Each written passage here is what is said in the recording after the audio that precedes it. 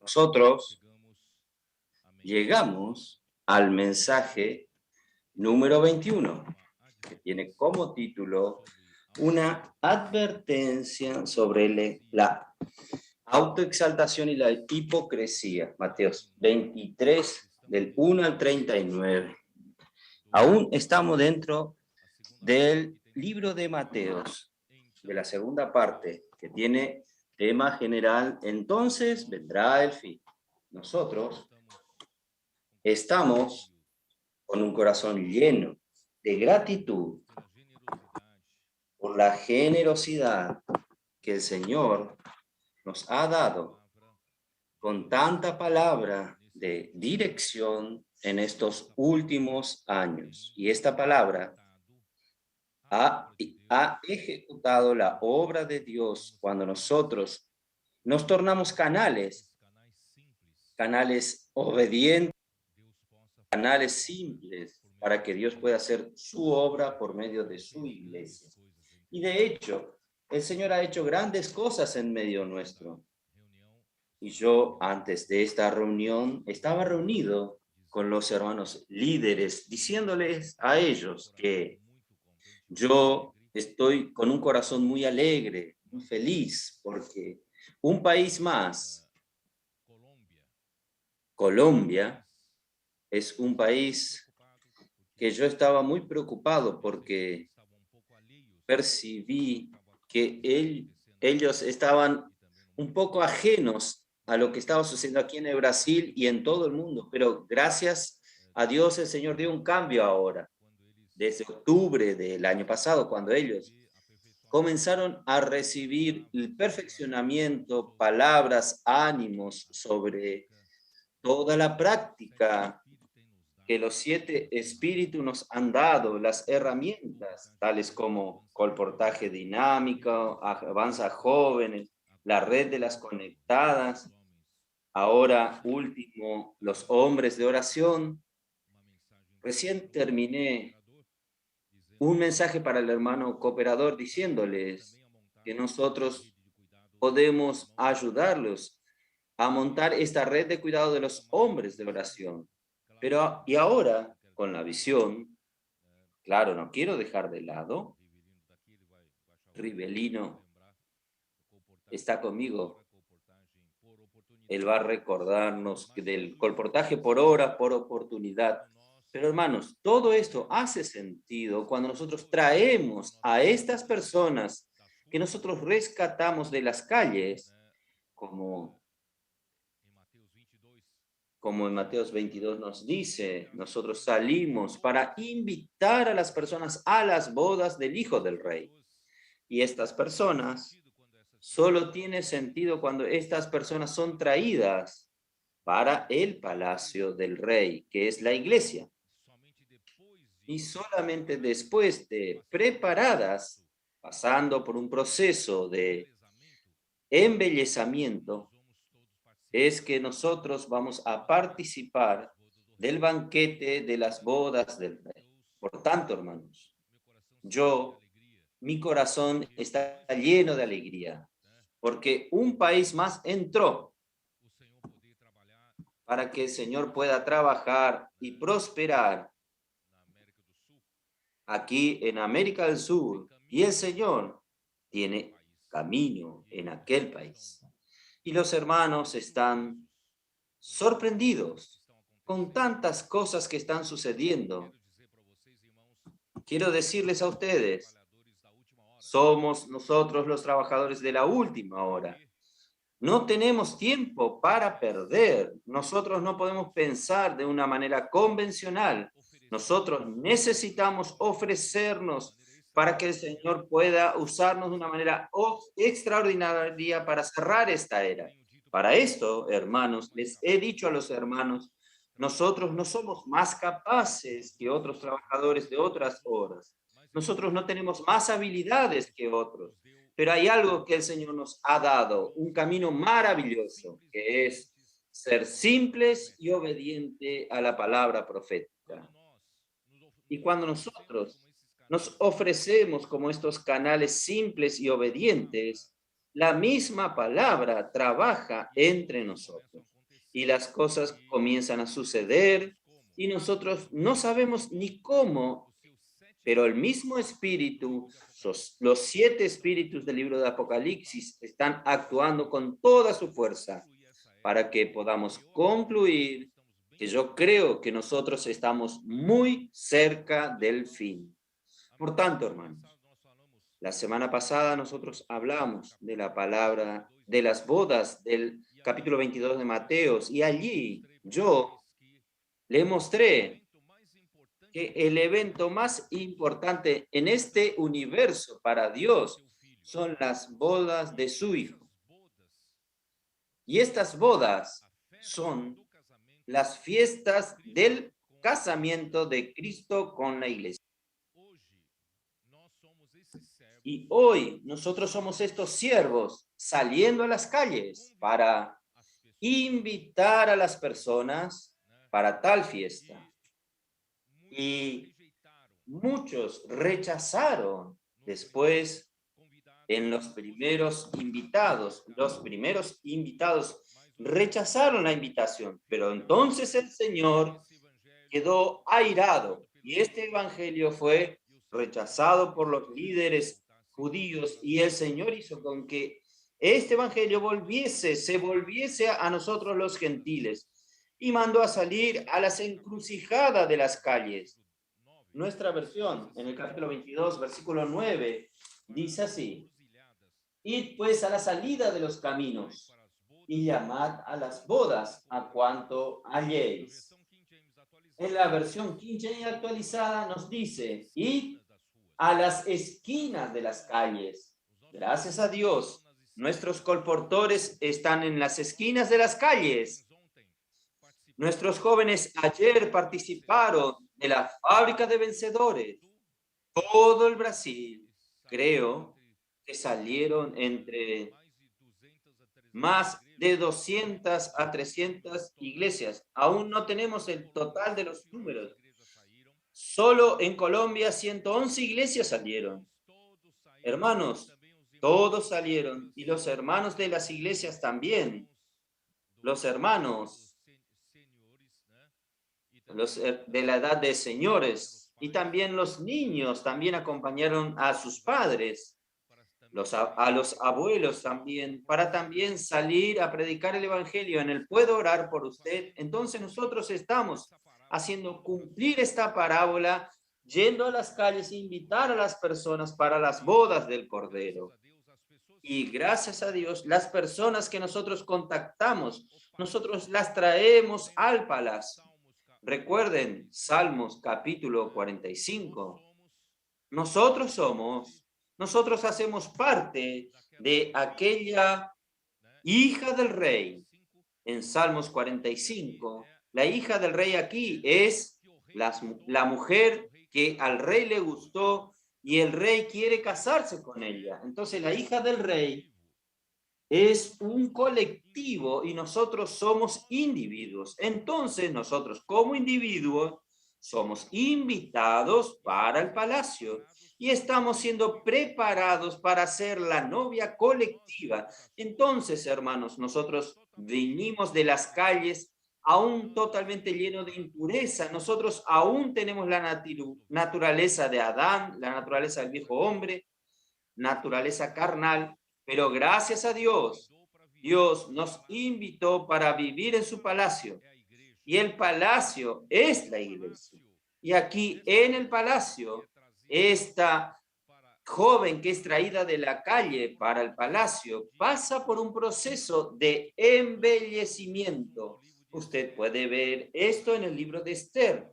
La reina fue invitada por el rey para prepararse por un proceso de embellecimiento para después casarse con el rey.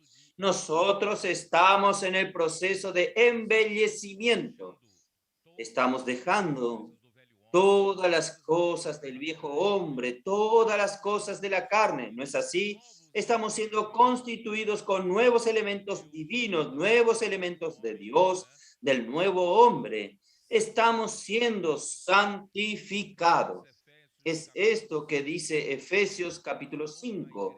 Cristo amó a la iglesia y se entregó a sí misma por ella para santificarla.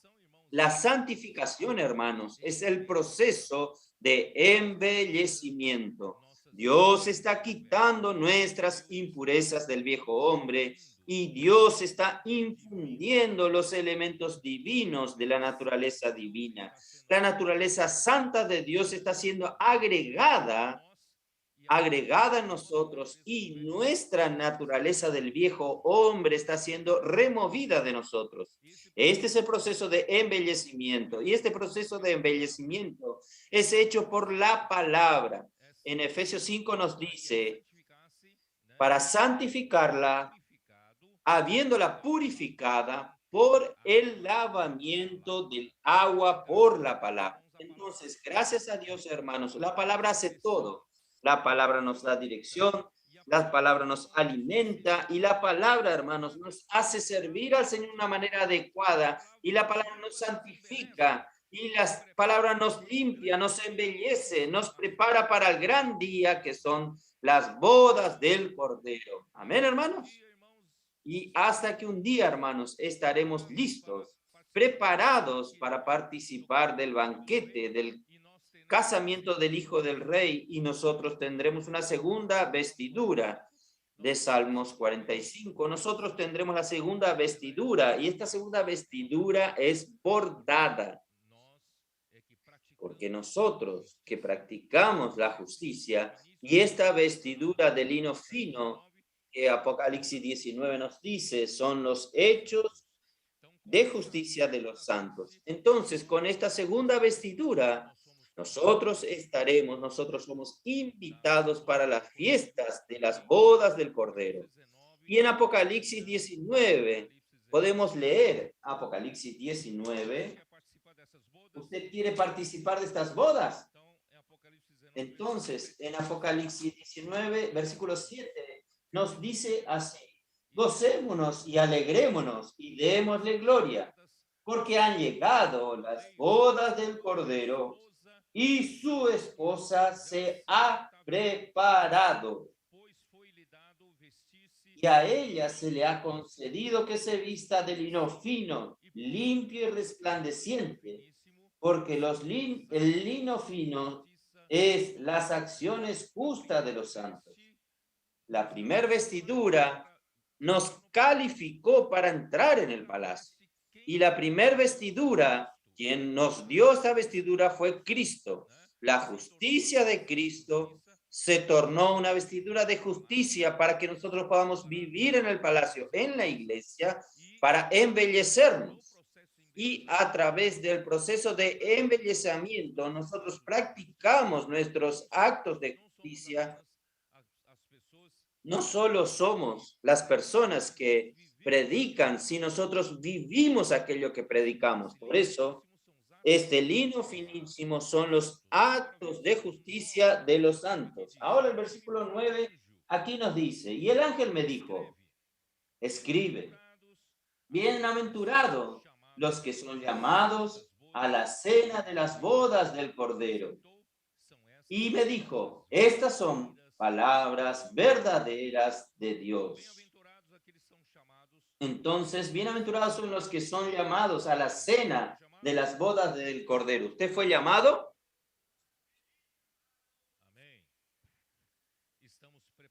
Amén. Estamos preparando la vestidura nupcial para poder participar de este banquete maravilloso. Como yo no terminé el capítulo 22, yo no terminé por falta de tiempo en la semana pasada, entonces yo necesito terminar lo que faltaba aún del capítulo 22. Entonces vamos a terminar. Yo no conseguí hablar.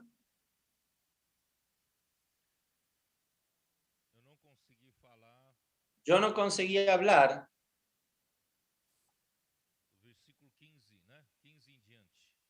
el versículo 15 en adelante. Entonces vamos a ver el versículo 15. Mateos 22, perdón. Versículo 15. Entonces se fueron los fariseos consultaron cómo sorprenderle en alguna palabra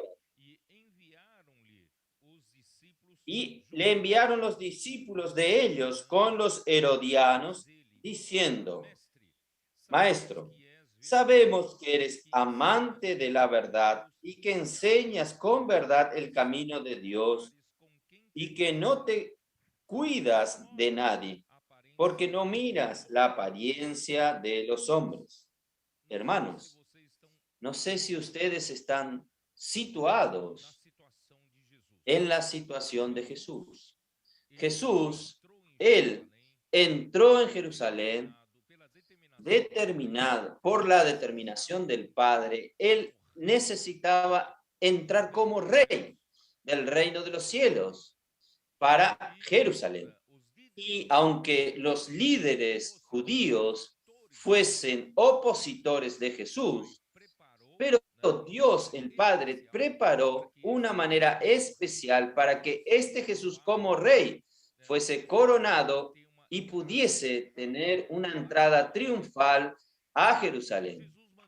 Entonces Jesús mandó, ustedes recuerdan, Jesús mandó a los discípulos que buscasen un pollino, un asna y su hijo un pollino, y lo trajeron a Jesús y pusieron ropa sobre los animales, y Jesús montó sobre ellos. Y en el Evangelio de Marcos, Lucas y Juan hablan que Jesús entró en Jerusalén montado en un pollino, un animal de carga. No menciona al asna, y en Mateos especialmente menciona al asna. ¿Esto quiere decir qué cosa, hermano?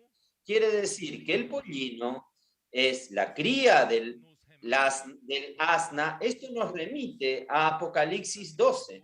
Apocalipsis 12, nosotros tenemos la mujer universal que representa al pueblo de Dios en el sentido general, pero en la era de la iglesia, esta mujer representa a la iglesia, y esta mujer que representa a la iglesia en Apocalipsis 12 está con dolores de parto para engendrar un hijo.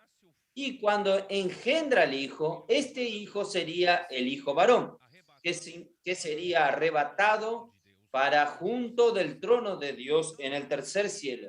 Entonces, hermanos, ¿qué es esta mujer? Esta mujer es el asna. ¿Y qué es el hijo varón? El hijo varón es el pollino. Y el hijo varón es la parte fuerte de la mujer. Entonces, ni toda la cristiandad, ni todo el cristianismo, ni la iglesia en su sentido general, toda la iglesia está apercibida para coronar, entronizar al Rey Jesús. No todos están preocupados con el reino de Dios, pero hay un grupo que sí está preocupado. Hay un grupo que la Biblia llama de Sión.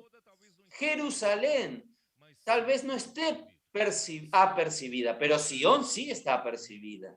Sión es un lugar que lucha por el reino, es la fortaleza de David, que le interesa el reino, traer el reino de Dios aquí en la tierra. Espero que este Sión, espero que este hijo varón seamos usted y yo. Vamos a interesarnos con el reino de Dios. Hermanos, realmente después de tener toda esta visión, el mundo perdió el sabor, color para mí. No sé si para ustedes. El mundo, yo no tengo ninguna atracción por las cosas materiales. No tengo.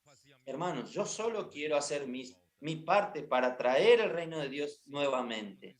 Hermanos, nosotros somos este Sión, este hijo varón que va a traer al Señor de regreso. Entonces, hermanos, este pollino, Jesús no montó sobre la mula de David. Mula, ustedes saben que es un animal grande, bonito, gigante, pero el pollino es feito, humilde. Nosotros no somos gran cosa. Nos miramos unos a los otros y no somos gran cosa. Los líderes mundiales no saben ni de nuestra existencia. Nosotros no somos los más capaces entre los seres humanos, ¿no es así? Nosotros no somos los más lindos, los más calificados, no somos. Somos solamente un pollino. somos, solo que este pollino que fue preparado para el asna, para que el rey sea montado sobre nosotros.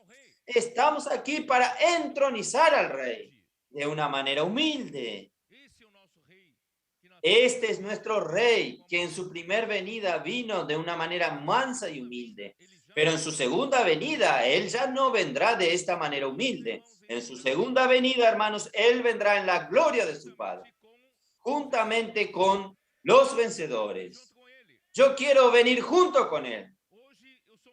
Hoy, yo soy un pollino para introducir el reino de los cielos, el reino de Dios aquí en la tierra. Pero en aquel día yo quiero venir con él, junto con el Rey de la Gloria. Aleluya. Entonces Jesús entró en Jerusalén, hermanos. Ahí pusieron sus ropas para que Jesús pase y entre en Jerusalén. Y allí gritaban, Hosana, Hosana, bendito el que viene en el nombre del Señor. Él fue entronizado, aunque los líderes no les gustó esto, pero a partir de entonces, no sé si ustedes perciben, nosotros estamos hablando de la última semana de la vida de Jesús aquí en la tierra. ¿Usted sabía que Jesús moriría en el día de la Pascua? Y aquella semana era la semana que precedía a la Pascua. Y todo el cordero de la Pascua necesitaba ser escogido en el día 10º del primer mes y sería inmolado, muerto en el día 14º. Entonces son del día 10 hasta el día 14, es un periodo de tiempo para ser examinado si este cordero tenía algún defecto, porque si había defecto, no sirve para Cordero de la Pascua, tenía que escoger a otro. Entonces Jesús como Cordero de Dios entró en Jerusalén y fue escogido por Dios el Padre para ser este Cordero de la Pascua. Y comenzó en el 10º día, en un día lunes, hasta el día viernes, cuando Él fue crucificado, Él fue examinado por los religiosos, por los líderes religiosos.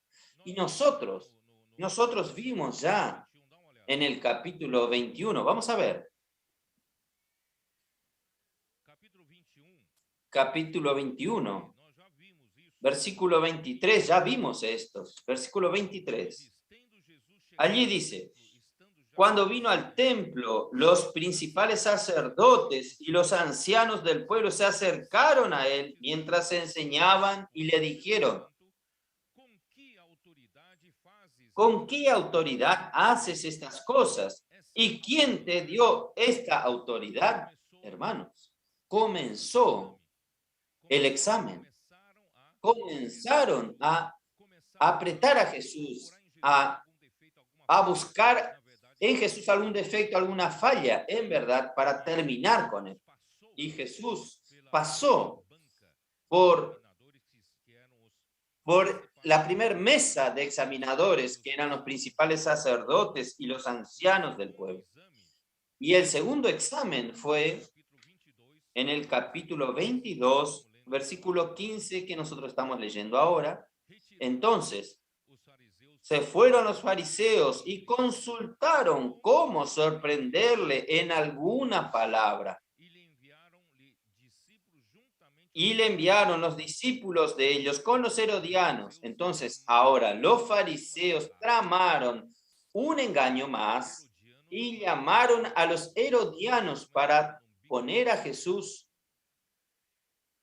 en una encrucijada.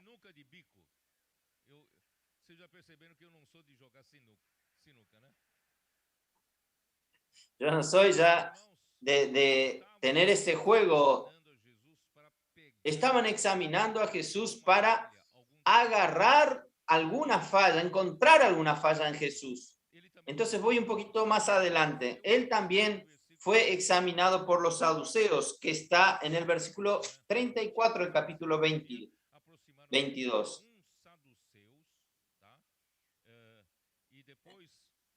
Y después, Versículo 34 y 35. Entonces los fariseos oyeron que había hecho callar a los saduceos, se juntaron a una, y uno de ellos, intérprete de la ley, preguntó por tentarle diciendo: hermanos, todo esto hace de la mesa que examinaba a Jesús como el Cordero de la Pascua. Y al final, Jesús es quien devolvió el examen, le tomó examen a ellos. Versículo 21.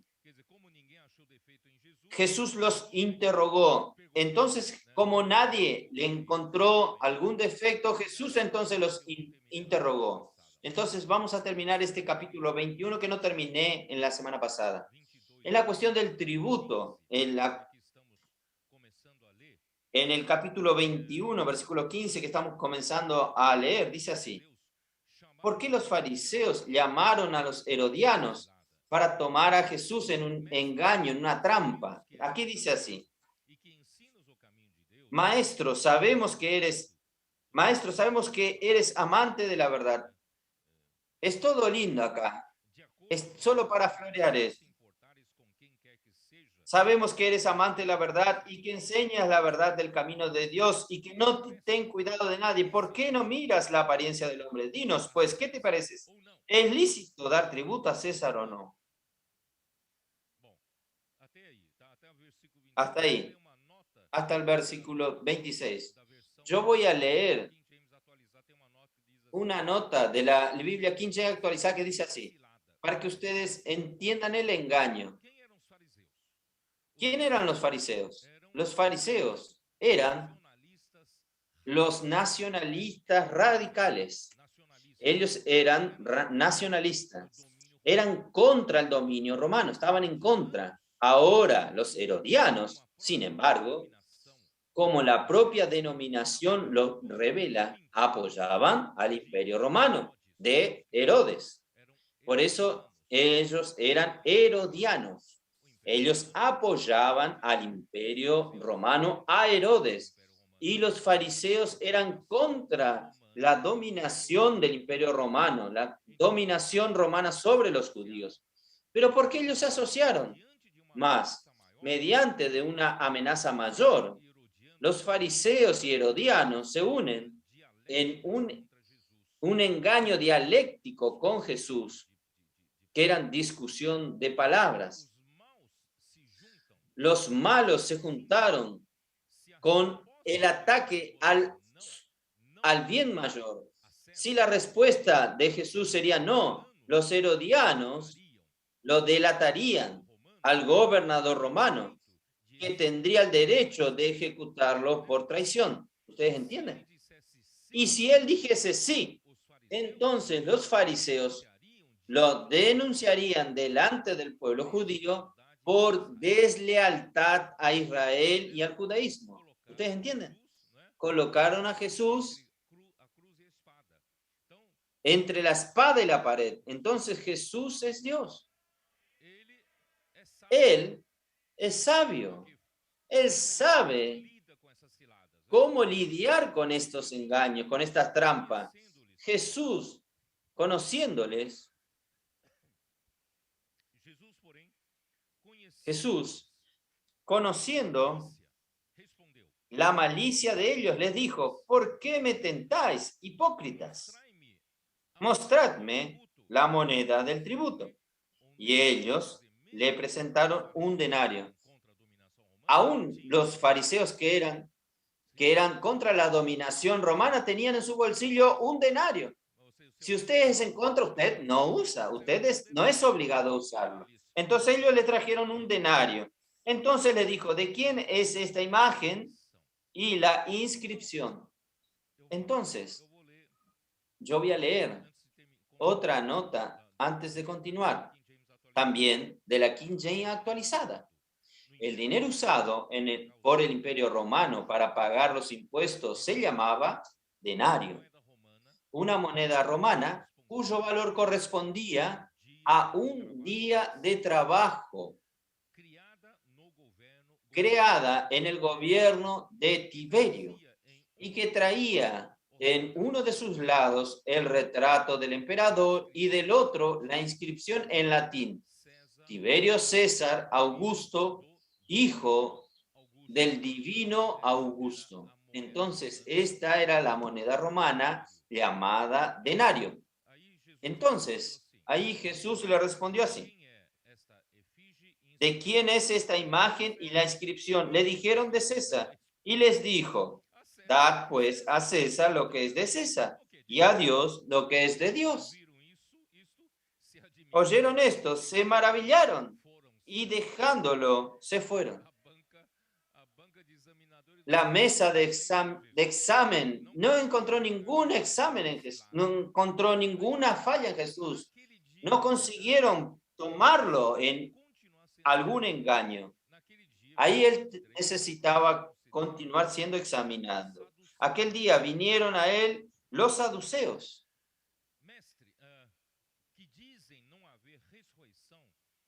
que dicen que no hay resurrección, y le preguntaron: ustedes saben que los saduceos son el segundo partido más grande entre los líderes judíos.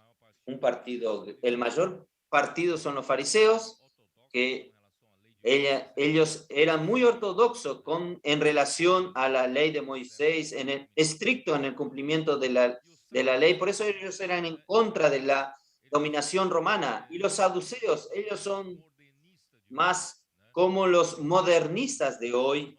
Ellos no creen en la resurrección, ni en ángel, ni en espíritus. Entonces ellos también necesitaban examinar a Jesús para ver si encontraban algún defecto. Entonces aquí nos dice así: maestro, Moisés dijo, si alguno muriere sin hijos, su hermano se casará con su mujer y le levantará descendencia a su hermano.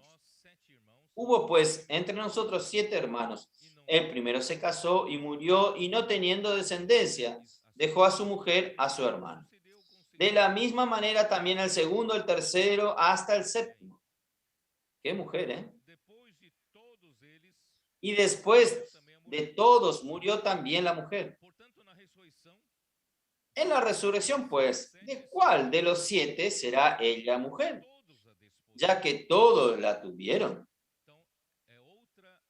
Entonces es otra trampa. Entonces Jesús, los saduceos, era una secta dentro del judaísmo. Esto está en Hechos 5:17. Vamos a mirar.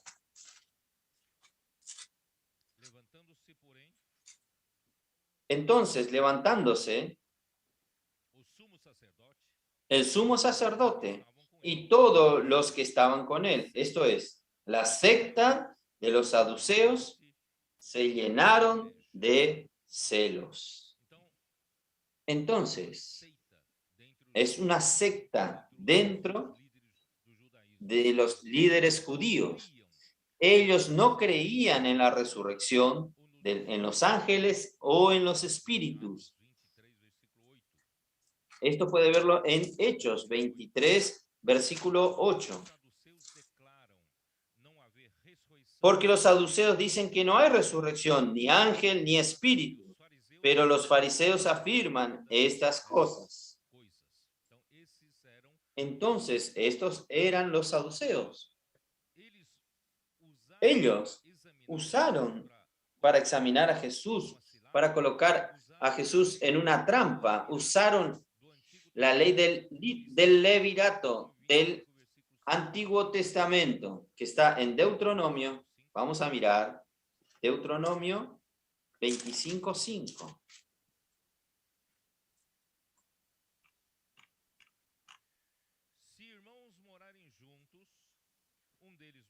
Cuando hermanos habitaren juntos y muriese alguno de ellos y no tuviere hijo, la mujer del muerto no se casará fuera con hombre extraño. Su cuñado se llegará a ella y la tomará por mujer y hará con ella parentesco. ¿Por qué entonces la ley del levirato? Del latín levir. Levir es cuñado, para proteger a las viudas garantizar las propiedades para que no salgan, no vayan a otras personas las propiedades, sino que queden en la familia.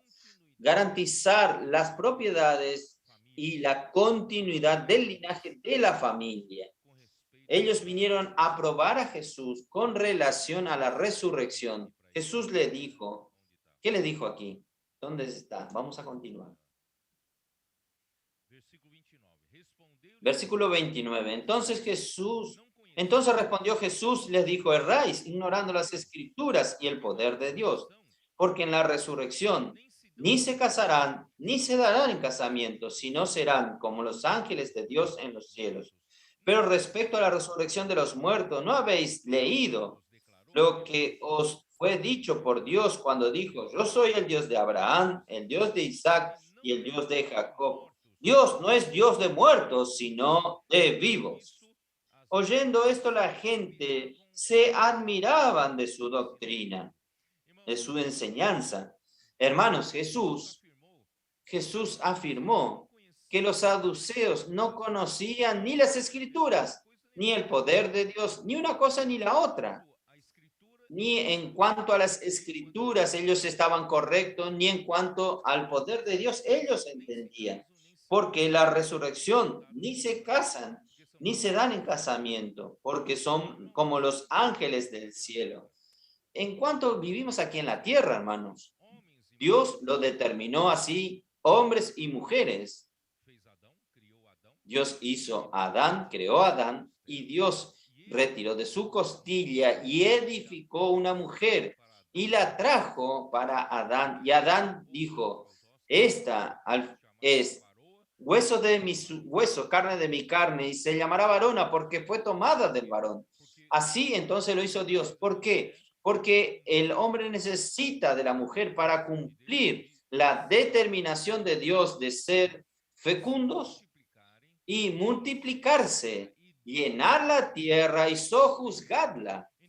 Los hermanos entienden entonces el matrimonio y la razón de existir hombres y mujeres es para ser fecundos. ¿Para qué? Para que haya multiplicación y para llenar la tierra y para reinar sobre la tierra. ¿Ustedes entienden? Entonces, este es el objetivo. Este está en Génesis 1, 26 al 28. Pueden leer en sus casas. Y Dios también creó, en Génesis 2, nos muestra que Dios creó a la mujer, edificó a la mujer para ayudar al hombre en la edificación de la iglesia como el cuerpo de Cristo. Dios creó a la mujer como una auxiliadora para ayudar al hombre. Y Dios creó al hombre, hermanos, en verdad, para auxiliar a Cristo en la ejecución de la voluntad de Dios, que es edificar la iglesia. Por eso, hermanos, hombre solo está incompleto. El hombre solo no consigue realizar la obra de Dios. El hombre necesita de la mujer. El hombre necesita de la ayuda de la mujer, el auxilio de la mujer. Entonces, el hombre con la mujer consiguen juntos los dos auxiliar a Cristo en la edificación de la iglesia. ¿Los hermanos entienden? Esta es nuestra función, hombres y mujeres. Pero hermanos, cuando termine esta era, en la resurrección, no habrá más distinción entre hombre y mujer. ¿Ustedes me entienden o no? Señor Jesús. No oí a las hermanas alabar al Señor. Cuando concluya nuestra misión como la iglesia, cuando concluya la misión de edificar la iglesia, predicar el evangelio, nosotros no necesitamos aquí de las mujeres de la red de conectadas. Nosotros no sin las mujeres, el hombre no consigue terminar el trabajo para Dios. Nosotros necesitamos de hombres y mujeres. Entonces, cuando concluya la misión en la resurrección, no habrá más necesidad de esto y no habrá distinción entre hombre y mujer. Esto está en Colosenses 3:11.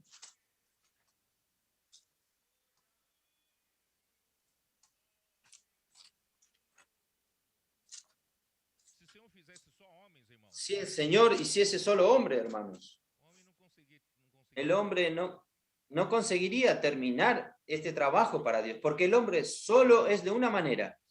Necesita la ayuda de la mujer. Yo, cuando era estudiante vivía en casa de estudiante, cuando hice la escuela técnica, hermanos. Eran todos buenos compañeros míos. Nosotros alquilamos una casa para estudiar juntos, pero una casa sin una mujer. Es horrible. Todo tirado en el suelo, medias. Tenía uno de nuestros compañeros que se afeitaba y dejaba todo el lavatorio lleno de su barba. Era terrible. Gracias a Dios por las mujeres. Usted tiene que alabar al Señor por su mujer, ¿vio? Y en el apacentamiento de matrimonio, sin la mujer, ustedes no hacen bien. Las mujeres están ayudando mucho a las mujeres. Oh, Señor Jesús. ¿Dónde estoy? Ya me perdí. 3:11 de Colosense, donde en el nuevo hombre no hay griego ni judío, circuncisión ni incircuncisión, bárbaro ni excita, siervo ni libre, sino que Cristo es el todo y en todos. Gálatas 3:27.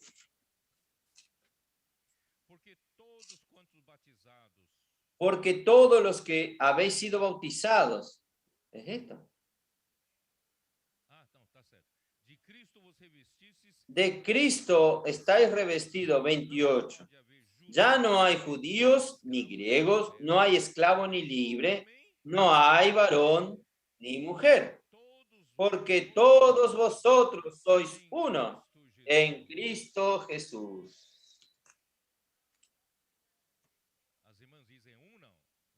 Las hermanas dicen, somos uno en Cristo Jesús. ¿Dicen amén o no? Oh, Señor Jesús. Y los saduceos entonces no consiguieron encontrar defecto en Jesús. Vamos a continuar con el examen. Vamos a continuar. ¿Dónde estoy? Capítulo 22, 34. Entonces los fariseos, oyendo que había hecho callar a los saduceos, se juntaron a una. Ustedes ven que ellos están intentando encontrar un defecto, intentando hacerle mal a él, pero ellos no lo consiguen. Entonces se juntaron en consejo y mandaron a un intérprete de la ley. Y un intérprete de la ley, tentándole, le dijo, ¿ustedes saben qué quiere decir intérprete de la ley? No sé si ustedes saben, los hermanos que son abogados, que son del área del derecho, van a conseguir entender mejor lo que yo estoy diciendo. Israel era una nación creada por Dios, entonces cuya constitución y las leyes son las leyes de Dios. Entonces, los especialistas en derecho en Israel son también especialistas en la palabra de Dios. Este intérprete de la ley aquí, hermanos, él es o doctor en derecho o él es un jurista. No sé si los hermanos me entienden. Entonces, ellos son los que hacían consultas jurídicas, o ellos es quien hacían parte, por ejemplo, ¿qué era el Sanedrín en el pueblo de Israel? Sanedrín, hermanos, era el tribunal más elevado. Es nuestra Suprema Corte de Justicia. Entonces el Sanedrín era formado por los líderes judíos, pero ellos forman ¿qué? Toman la decisión final en el área jurídica. Entonces, intérprete de la ley hace parte de estos especialistas en el área jurídica. Ellos son los que hacen consultas jurídicas, son juristas. Entonces, fue esta la pregunta: maestro, ¿cuál es el gran mandamiento de la ley? Jesús le dijo: amarás al Señor tu Dios con todo tu corazón y con toda tu alma y con toda tu mente. Este es el primero y grande mandamiento. Y el segundo es semejante: amarás a tu prójimo como a ti mismo. Hermanos, él como jurista, especialista en la ley, en el área jurídica, él quería tentar a Jesús. Y que Jesús diría, el primero era mayor que el tercero, que el cuarto. Imagínense lo que Jesús iba a suceder. Miren la esencia.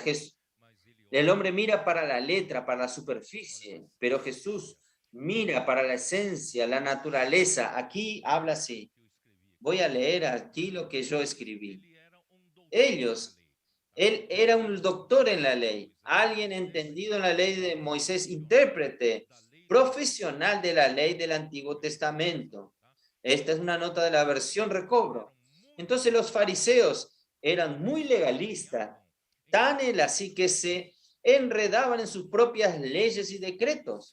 Discutían siempre sobre cuáles de entre sus muchas ordenanzas, cuáles eran las leyes prioritarias para que un judío pudiese alcanzar el reino de los cielos y el Shabbat, o el gran sábado, o el descanso eterno.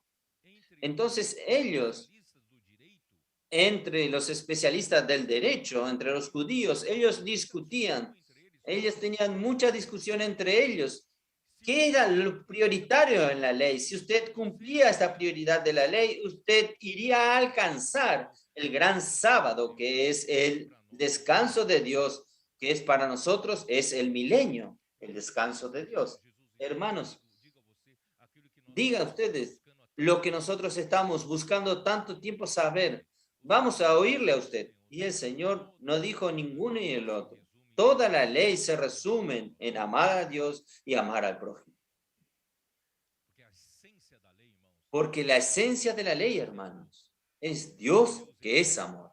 Dios es amor. Entonces, aquí voy a leer.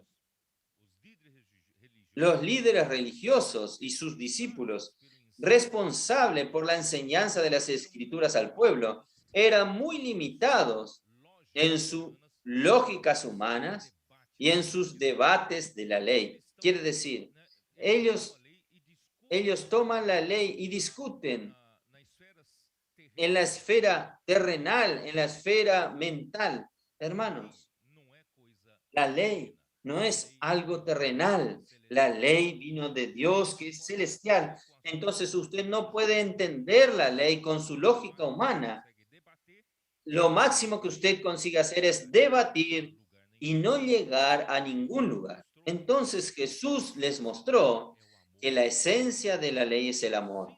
Los primeros 5 mandamientos escritos en una tabla que Dios le entregó a Moisés, incluyendo, habla sobre el amor de Dios, incluyendo en el 5.º mandamiento, que es honrar a los padres. Honrar a los padres, en realidad es honrar a Dios, es honrar a su origen. Entonces fue incluido en la tabla de amar a Dios. Por eso el Señor le respondió: amarás a tu Dios, al Señor tu Dios, de todo tu corazón, de toda tu alma y de toda tu mente.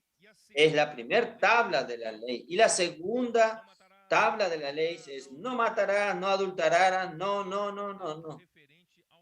Se refiere al prójimo, no hacer mal al prójimo. El segundo semejante a este es: amarás al prójimo como a tú mismo. De estos 2 mandamientos depende toda la ley y los profetas. Todo se resume en el amor, porque todo vino del origen, que es Dios, que es amor. Todo lo que vino del amor va a terminar en amor. Entonces, hermanos, si usted quiere realmente practicar y llegar al gran Shabbat, usted quiere participar del gran Shabbat, del gran sábado, practique el amor, practique el amor. Entonces, hermanos, Aquí dice, amarás al Señor de todo tu corazón, de toda tu alma y con toda tu mente. La palabra entendimiento aquí es dianoia, es mente. Entonces, amar al Señor con todo nuestro corazón, con toda nuestra alma y con toda nuestra mente. Que nuestra mente es la que define dónde está nuestro corazón, dónde está nuestra alma. Y los otros 5 mandamientos están en la segunda tabla de la ley, se refieren a amar a nuestro prójimo como a nosotros mismos. Es el tejido del amor que hemos hablado con ustedes. Es el tejido del amor que tejemos en la edificación de la iglesia. En la edificación de la iglesia, hermanos, no se puede usar las cosas naturales. Usted solo puede usar la naturaleza divina para edificar la iglesia. Usted solo puede usar las cosas de Dios que son el amor. En la esencia, las cosas de Dios, la palabra de Dios, terminan siempre en el amor. Y Dios entonces quiere suplirle a usted con amor, porque usted con el hombre natural, el viejo hombre, usted no tiene amor suficiente para relacionarse con otras personas. Por eso, aún en el matrimonio, hermanos, no es suficiente aquella pasión con que usted se apasionó por la otra persona. Usted necesita del amor de Dios para ser edificado con su cónyuge. Y esto, transportándolos, usted se edifica con los hermanos. La iglesia. Necesitamos del amor de Dios como la fuente, el origen. Y cuando nosotros creemos en Dios, hermanos, es como aquella Juan 7:37, ustedes recuerdan, cuando Jesús en el último día de la fiesta de los judíos, él se puso en pie. Ustedes saben que el último día es el gran día de la fiesta, en que la alegría llega al clímax. El placer llegaría al clímax, solo que después de esto iban a experimentar la resaca, que todo terminó y se terminó. Pero fue en el gran día de la fiesta, en el último día, que Jesús se levantó y exclamó, si alguien tiene sed, venga a mí, beba. Quiere decir, en el clímax de la fiesta humana, el hombre aún tiene sed. Entonces, ¿quién puede saciar la sed del hombre? No son las cosas del hombre, sino que es Dios. Si alguien tiene sed, venga a mí, beba. Quien cree en mí, como dice la Escritura, de su interior correrán ríos de agua viva. Esto dijo con relación al espíritu que habían de recibir los que creyesen en él, porque hasta aquel momento el espíritu no estaba, no había sido dado. Entonces, cuando Jesús murió y resucitó, fue enviado el espíritu a nosotros. Y cuando nosotros creemos en Jesús, hermanos, lo que nosotros recibimos aquí dentro es el espíritu. Cuando usted creyó en Jesús hoy de mañana, el hermano ayudó a muchos a recibir un gran regalo. Este gran regalo es el Espíritu. Cuando usted invoca este nombre, oh Señor Jesús, lo que usted recibe es el Espíritu y el Espíritu es el mismo Dios. Y este Dios es amor. Y este Dios que es amor entra en usted y se torna también una fuente. Dios es la fuente del amor. Pero cuando usted cree en Jesús, usted recibe esta fuente, que es el amor, que es esta fuente está dentro de usted hoy. Y usted puede hacer fluir este amor como ríos de agua viva para otras personas. Hermanos, ahí usted usa este amor para relacionarse con su cónyuge, con su familia, con los hermanos, en la edificación de la iglesia, para servir juntos aquí en la iglesia, hasta que nosotros tejamos un tejido de amor con la urdiembre que viene de Dios y las tramas que vienen de nuestra relación horizontal con las personas, con los hermanos. ¿Está bien? ¿Usted está tejiendo un tejido? ¿Cómo está? No se vaya de esta tierra sin dejar escrito una historia de amor. ¿Está bien? Voy a hablar solo hasta aquí porque no conseguí ni entrar siquiera en el capítulo 23. Entonces vamos a continuar. Después que Jesús fue examinado como el Cordero Pascual por todos estos líderes judíos, no tuvieron ninguna palabra en contra de él, no encontraron ningún defecto. ¿Y qué sucedió? Entonces Jesús en el versículo 41, entonces Jesús le preguntó a ellos, y estando juntos sus examinadores, los fariseos, Jesús le preguntó, dicen, ¿qué pensáis del Cristo? ¿De quién es hijo?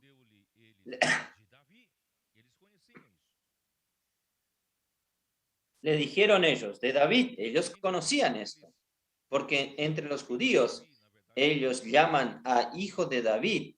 Ellos están hablando del Mesías que vendría, el hijo de David. Entonces Jesús le dijo, pues como David en el espíritu le llama Señor, diciendo, dijo el Señor a mi Señor, siéntate a mi derecha, hasta que ponga a tus enemigos por estrado de tus pies. Pues si David le llama Señor, ¿cómo es su hijo? Y nadie le podía responder palabra, ni osó alguno desde aquel día preguntarle más. No había más preguntas, se terminó. Oh, Señor Jesús. Entonces yo voy a leer una nota de la King James actualizada. Finalmente, es Jesús quien cuestiona. Los fariseos eran profundos estudiosos sobre el Mesías, su venida, como libertador de Israel. Sin embargo, hacía siglos que interpretaban erróneamente la persona y la obra del Mesías. Imaginaban un rey lleno de poderes divinos que vendría como un guerrero invencible para libertar a Israel del imperio gentil y conceder salud, paz y riqueza al pueblo judío. Conocían al Mesías como hijo de David.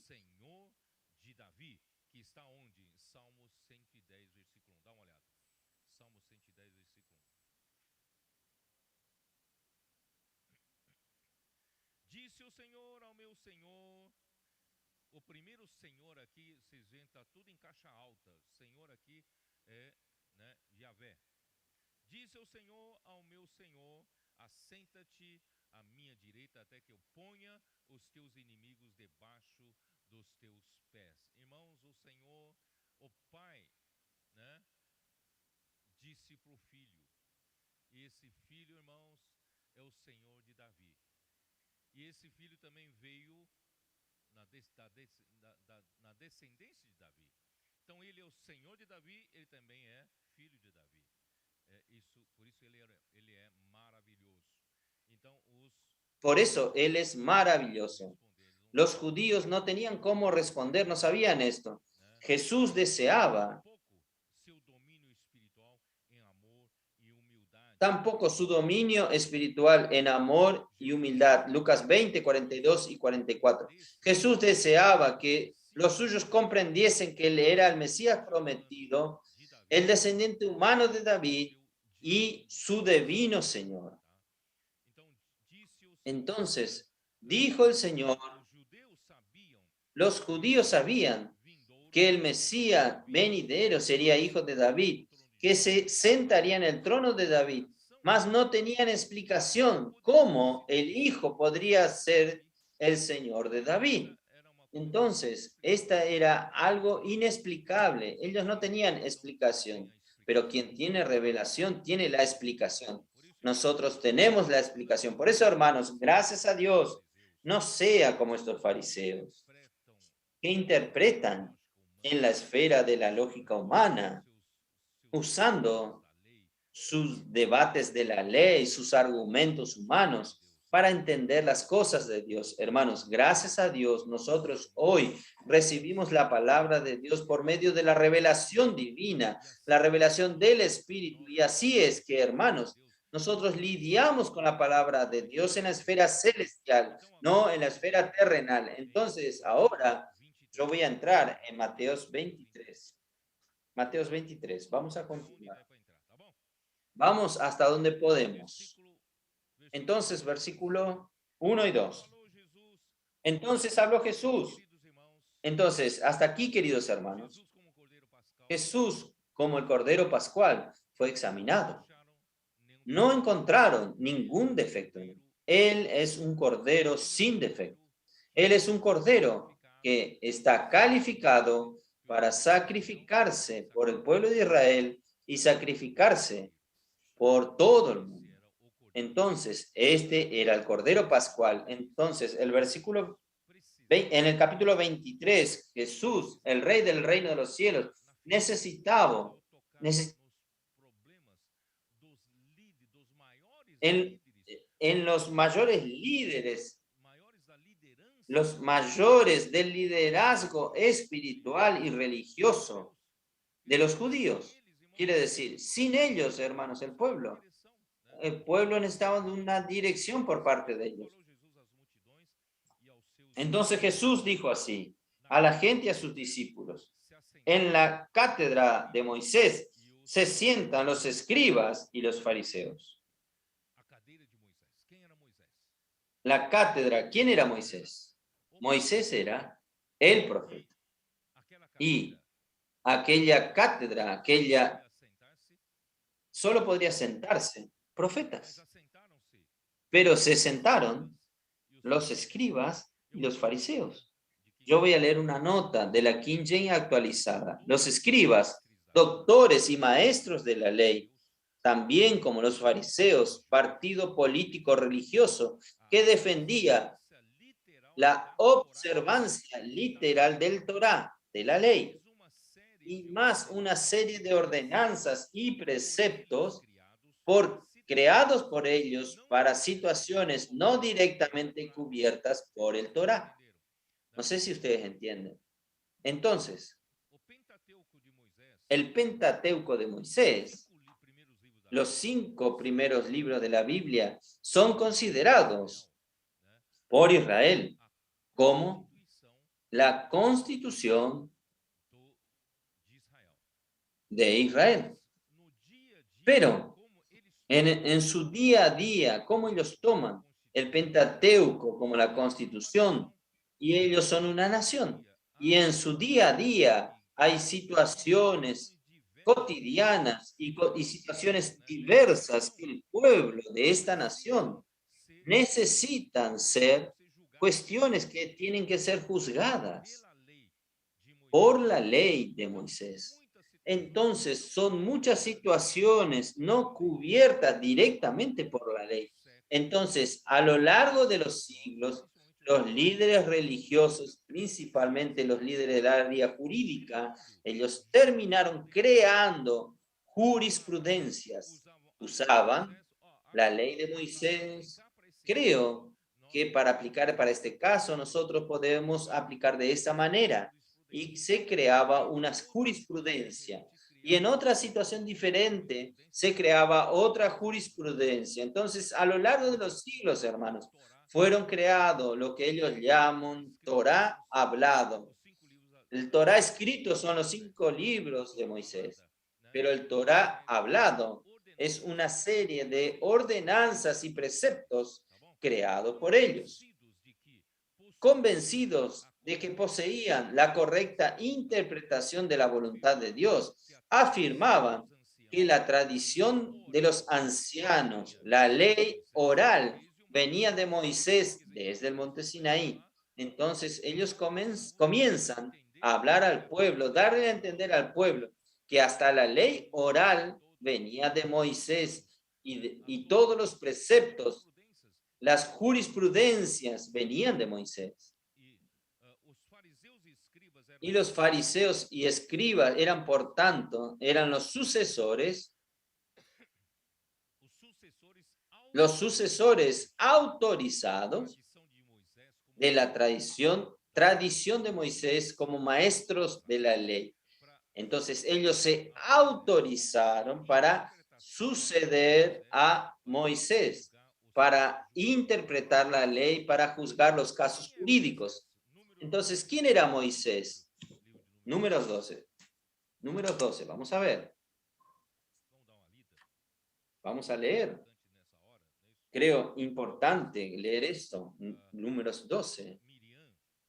Cuando Miriam y Aarón fueron a hablar en contra de Moisés. El versículo 2, y dijeron, solamente por Moisés ha hablado Jehová, no ha hablado también por nosotros. Y lo oyó Jehová. Hermanos, muchas veces nosotros no reconocemos quién está siendo usado como un canal para dar la palabra de Dios a nosotros y creyendo que todos nosotros hablamos, todos nosotros tenemos calificación para hablar, elocuencia para hablar. Entonces, hermanos, Moisés era el profeta. Y versículo 3 dice así, y aquel varón Moisés era muy manso, más que todos los hombres que había sobre la tierra. Ahí en el versículo 6, y él les dijo, oíd ahora mis palabras. Cuando haya entre vosotros profetas de Jehová, le apareceré en visión, en sueño hablaré con él. No así con mi siervo Moisés, que es fiel en toda mi casa. Cara a cara hablaré con él, y claramente, y no por figuras, y veré la apariencia de Jehová. Por Moisés era el único profeta que veía la silueta de Dios, la figura.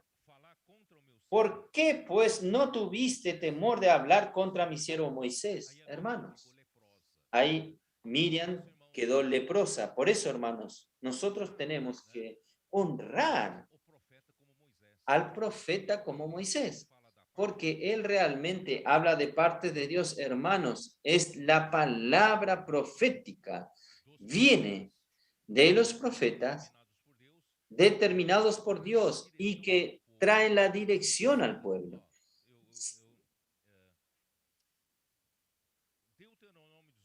Deuteronomio 18, vamos a leer. Deuteronomio 18 nos habla del Señor Jesús. 18. Profeta le levantaré en medio de sus hermanos como tú, Moisés, y pondré mis palabras en su boca y él les hablará todo lo que yo le mandare. Hermanos, un profeta de Dios no tiene libertad de hablar lo que él quiere. Un profeta de Dios, él habla aquello que Dios coloca en su boca. Él solo puede hablar lo que Dios le ordena. Entonces, preste mucha atención. En falta de Moisés, tendría que haber un profeta que pudiese hablar por Dios, de la manera que Moisés fue usado. Pero cualquiera que no oyere mis palabras, que él hablare en mi nombre, yo le pediré cuenta. El que oyere la palabra y no obedezca, Dios pedirá cuenta. El profeta que tuviese la presunción de hablar palabra en mi nombre, a quien yo no le haya mandado hablar o que hablara en nombre de otros dioses ajenos, que tal profeta morirá. Miren cómo es grave. Si usted dice, estoy hablando en nombre de Dios y Dios no habló para usted, usted sería muerto. Esto es en el Antiguo Testamento. Y si dijera en tu corazón, ¿cómo conoceré la palabra que Jehová no ha hablado? Si el profeta hablar en nombre de Jehová y no se cumpliere lo que dijo, ni aconteciere, es palabra que Jehová no ha hablado. Con presunción la habló el tal profeta, no tengas temor de él. Hermanos, un principio importante voy a remarcar. Un profeta no habla sus propias palabras, habla lo que el Señor ordene. Quien no oiga las palabras del Señor que este profeta habla, el Señor le pedirá cuenta. Y la palabra que el profeta hablar en nombre del Señor tiene que cumplirse. Gracias al Señor, hermanos, la palabra se ha cumplido. Muchas cosas han sucedido en medio nuestro, oh Señor Jesús. De la misma manera, hermanos, los judíos dudaron que Jesús era el profeta enviado por Dios. En Juan capítulo 5, 36.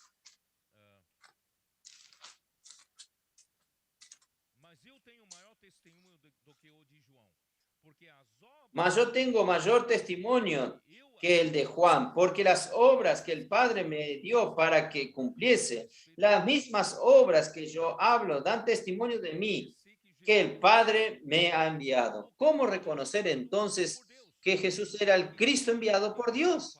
Era que todo lo que Jesús hablaba, todo lo que Jesús hacía, hermanos, el Padre estaba realizando su obra. ¿Ustedes entienden? Entonces, esta es la prueba de alguien que hace, que es profeta. Y también, hermanos, capítulo 6 de Juan, versículo 29. Respondiendo Jesús y le dijo, esta es la obra de Dios, que creáis en el que Él ha enviado. Si usted cree en el profeta, cree en la palabra profética, la obra es hecha. Si usted no cree, la obra no es hecha. No hay operación de la obra de Dios. Amados hermanos, este es un modelo muy bueno dejado por los tesalonicenses, primera Tesalonicenses, capítulo 2, 13. No voy a repetir aquí. Ellos recibieron la palabra de Pablo como palabra de Dios. Y esta palabra comenzó a operar eficazmente en ellos, porque ellos creyeron. Lo mismo, hermano, está sucediendo a nosotros. Cuando nosotros creemos, la palabra hace la obra de Dios y las cosas suceden. Y hermanos, ¿por qué hay la profecía es importante? Proverbios 29, versículo 18. Versículo 18, Proverbios 29, versículo 18. Sin profecía, el pueblo se desenfrena, mas el que guarda la ley es bienaventurado. Hermanos, no habiendo profecía, el pueblo se corrompe. Cuando no hay más profetas que hablen la palabra de dirección al pueblo, hablan lo que Dios quiere hablar a su pueblo, Dios quiere instruir a su pueblo, Dios quiere ordenar a su pueblo. Cuando no hay profeta, hermanos, el pueblo se corrompe. Y no hay sentido sustituir con fariseos y escribas, porque ellos están más en el carácter de maestros de enseñar a las personas. Hermanos, los maestros no sustituyen a los profetas. No sé si ustedes me entienden. Entonces, en falta de profeta, hermanos, la iglesia se detiene, la iglesia se corrompe. Entonces, por eso tenemos que valorar la palabra. Gracias a Dios que en medio nuestro el Señor nos ha hecho faltar la palabra profética. Esto no solo, hermanos, entre los judíos sucedió esto, cuando no hay más profeta, porque a partir de entonces ellos no dieron más valor, no dieron más oído a la palabra de los profetas. Ustedes saben esto. Todos los demás reyes, ellos rechazaron lo que los profetas hablaban a él y ellos mataban a algunos, ellos castigaban a los profetas. Quiere decir, los profetas no tenían más lugar entre el pueblo de Israel. Y surgió entonces esta clase de maestros que lideraban al pueblo, pero que no tenían el hablar de Dios. Ellos solamente examinaban lo que Moisés habló. Hermanos, hoy, a veces algunos grupos cristianos, hasta en el pasado, algunos fueron grandemente usados por el Señor en la iglesia. Pero si usted queda estancado en el tiempo y termina la profecía y surge un grupo de maestros solamente para estudiar lo que fue hablado en el pasado, va a quedar en el tiempo. Dios no va a continuar más su obra a través de ellos. Gracias a Dios, hermanos, entre nosotros el Señor ha hablado para avanzar. Su obra ha avanzado entre nosotros. Por eso, hermanos, es muy serio esto. En la silla de Moisés se sentaron los escribas y fariseos. No se puede. Esta es una situación que degrada a la iglesia para la iglesia. Así fue en el segundo siglo, cuando murieron los apóstoles del primer siglo, no habiendo más profecía, no habiendo más profeta, porque el último fue Juan.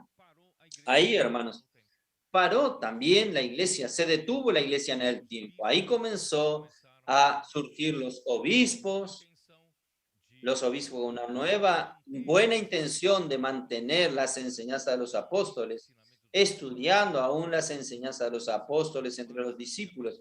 Pero hermanos, no basta solo tener maestro, necesita la fuente de la palabra, necesita de los profetas. Ahí entonces comenzó la degradación que fue hasta el fondo del pozo en la iglesia Tiatira.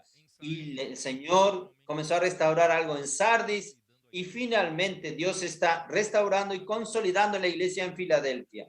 La iglesia en Filadelfia tiene un gran regalo de Dios que son, ¿cómo se dice? Los tesoros de la palabra profética fueron abiertas. Gracias a Dios, hermanos. Volvemos a tener la silla de Moisés, no tomada por los maestros, sino se sentaron los profetas. Tenemos que alabar por esto al Señor. De aquí en adelante, ¿dónde puedo llegar? A ver. Ahí comienza una búsqueda desesperada por reconocimiento y prestigio. Esto está en versículo 3 al 12, 23 del 3 al 12.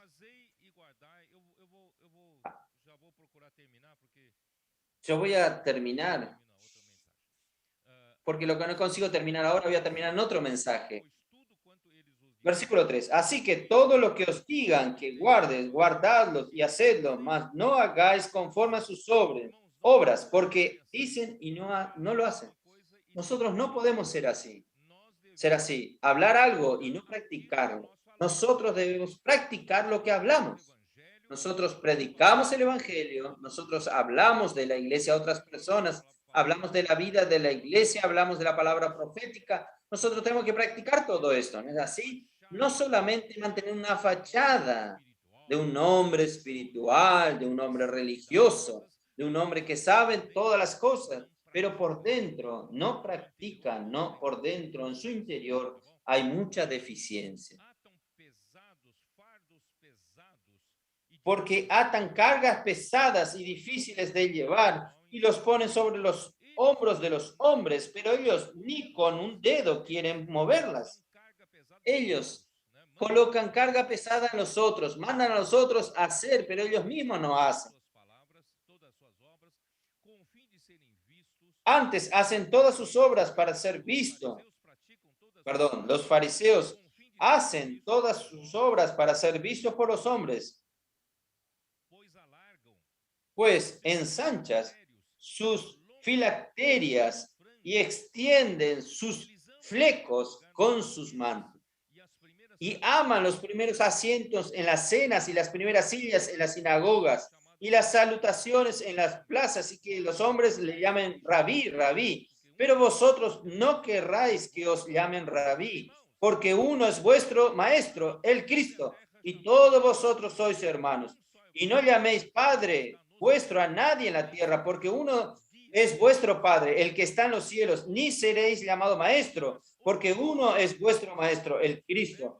Pero el que es mayor de vosotros sea vuestro siervo, porque el que se enaltece será humillado, y el que se humilla será enaltecido. Yo voy a decir así.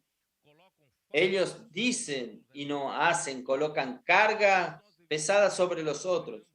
Todos nosotros debemos hacer lo que practicamos, lo que predicamos.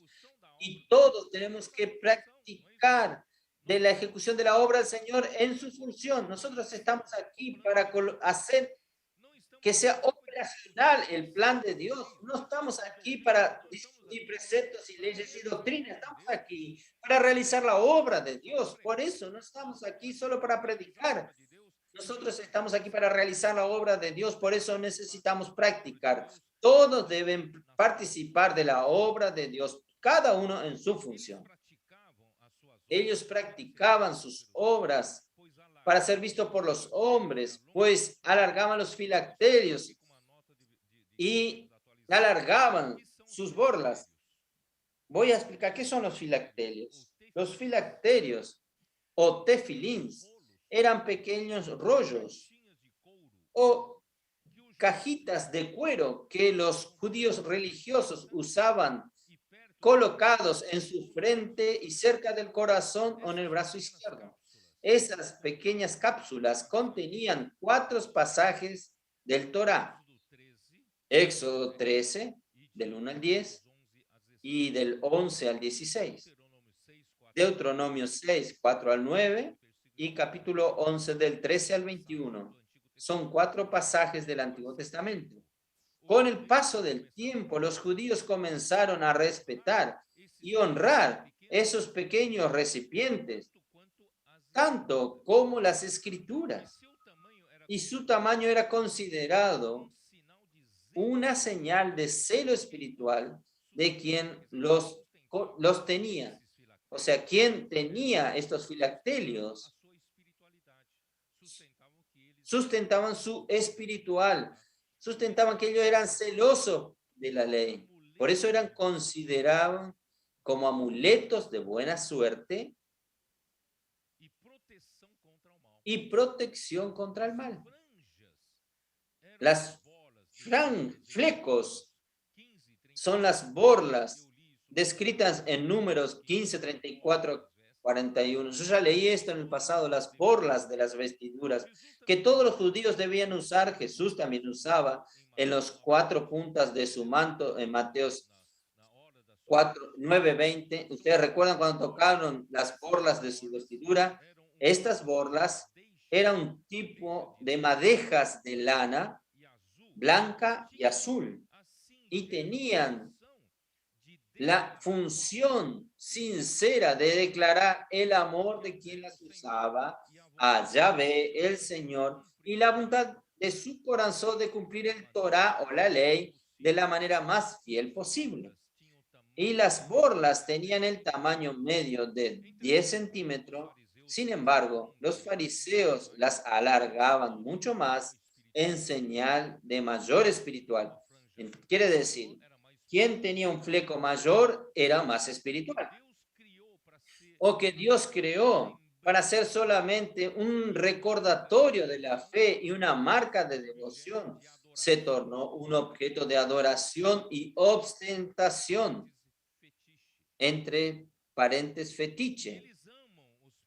Y ellos aman los primeros lugares en los banquetes y las primeras sillas en las sinagogas, las salutaciones en las plazas y ser llamados maestros, hermanos.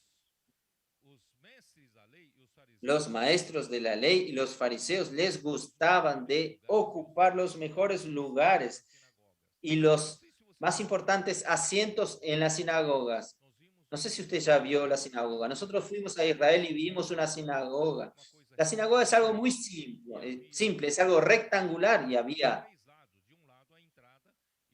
de un lado la entrada y de los otros lados principalmente.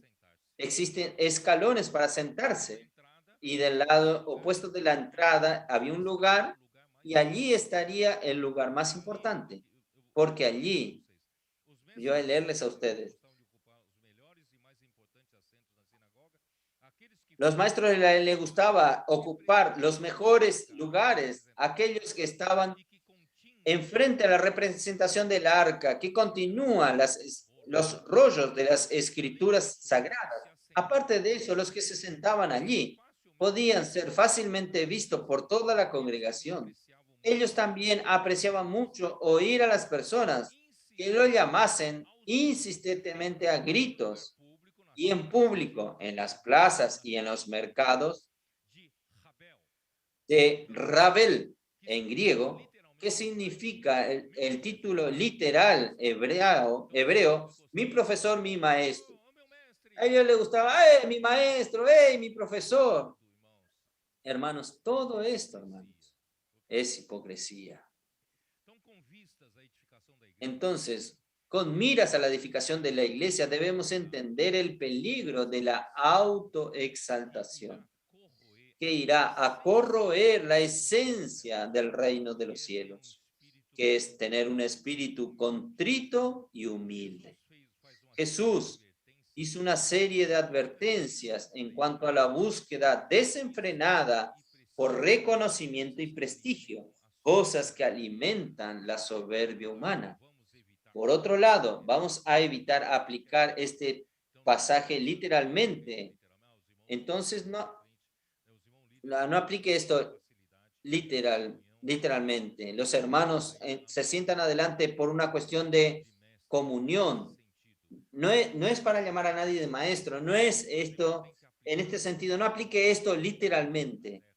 Tenemos que aplicar esto, hermano. Nosotros no buscamos exaltarnos a nosotros mismos.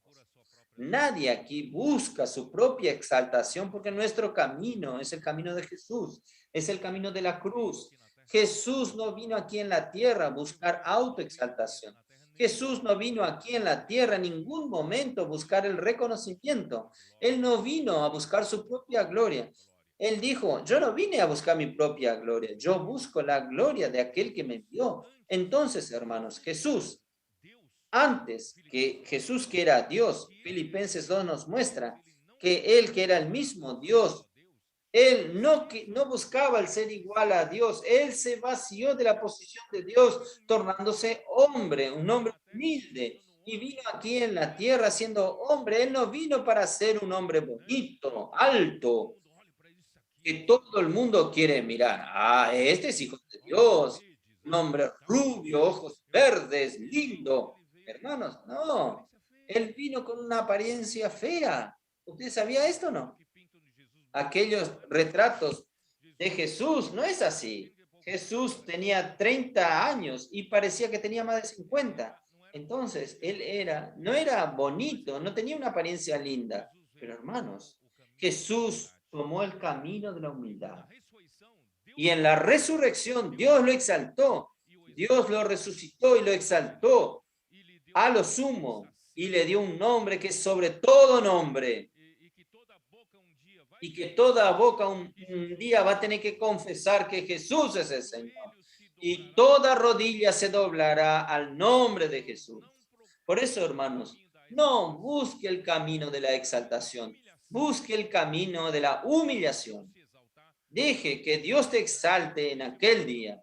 Por eso, hermanos, no estamos aquí en la iglesia buscando reconocimiento, ni necesitamos dar testimonio. Ah, yo hice esto, yo hice aquello. No, nosotros hacemos todo en lo oculto, porque nosotros estamos aquí como los trabajadores de la última hora. Nosotros solo sabemos bajar la cabeza y trabajar, servir al Señor, que el Señor sea exaltado. Entonces, este es el camino, el reino de los cielos. También no deje que cualquier suceso en la obra del Señor, porque nosotros estamos siguiendo la palabra profética, las cosas están sucediendo, el Señor está introduciendo personas nuevas, nosotros estamos cuidando de ellas y las cosas están maravillosas. No deje que el suceso también haga que el orgullo suba en su cabeza. No quede soberbio por causa del suceso. Ah, mire, nosotros estamos haciendo esto, aquello. No, hermano, nosotros solo sabemos ser siervos. Después de haber hecho todo esto, aún digo, soy un siervo inútil. Hicimos lo que nos correspondía hacer. Esta es nuestra actitud hasta que el Señor regrese. Vamos a mantenernos siempre humildes, mantenernos siempre un espíritu contrito, un espíritu arrepentido, porque todo lo que el Señor está haciendo en medio nuestro no es hecho por nuestra capacidad, es hecho por el poder de Dios. Entonces, hermanos, nosotros somos solo vasos de misericordia a través de los cuales el Señor está haciendo su obra. Dios los bendiga a ustedes. Jesús es el Señor. Amén.